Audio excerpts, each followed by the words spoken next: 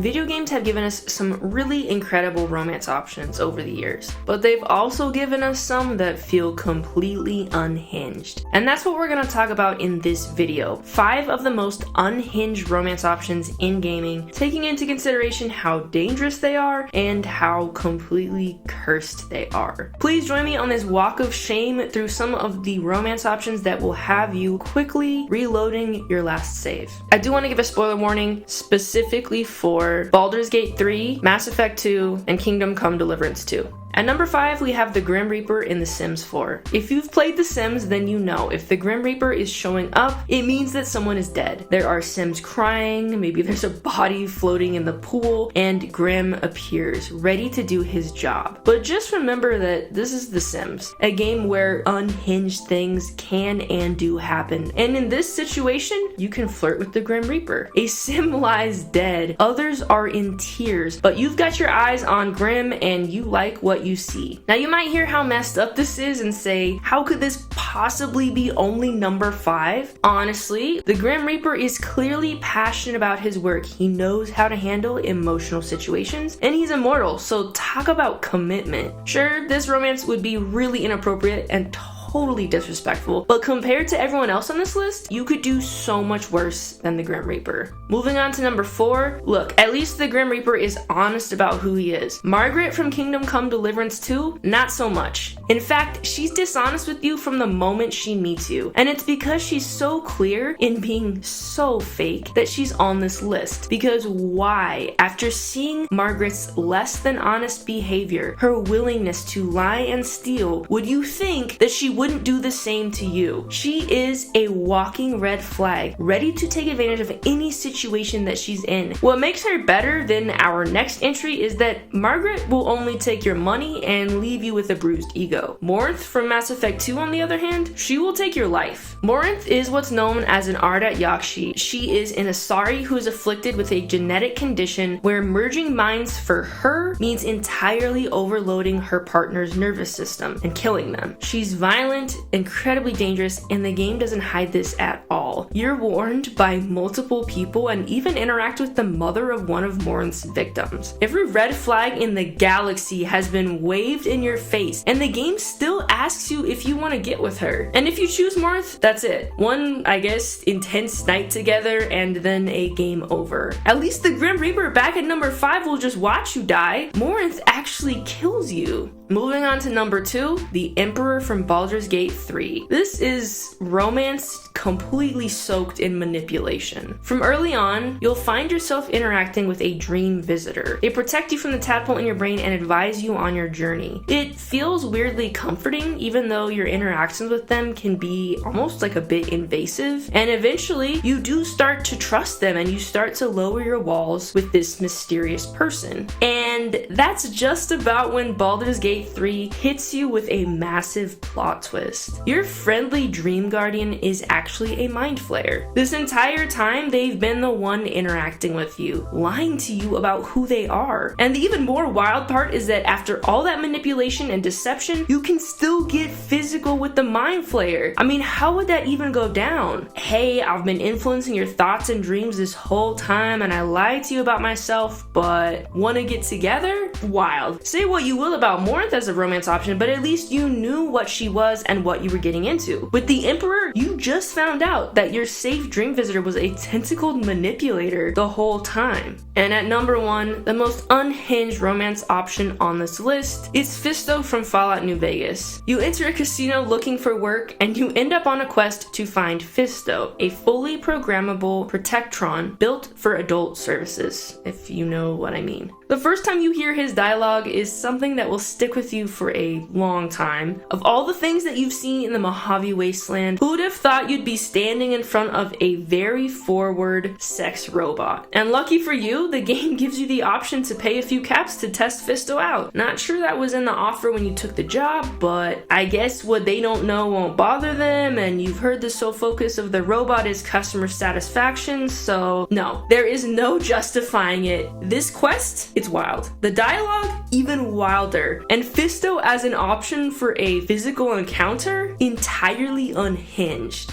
So those are my picks for the 5 most unhinged romance options in gaming. Which of these disturbed you the most? And what cursed romance options did I miss? Please let me know in the comments. If you like more content like this, please like and subscribe, and I'll see you in the next one.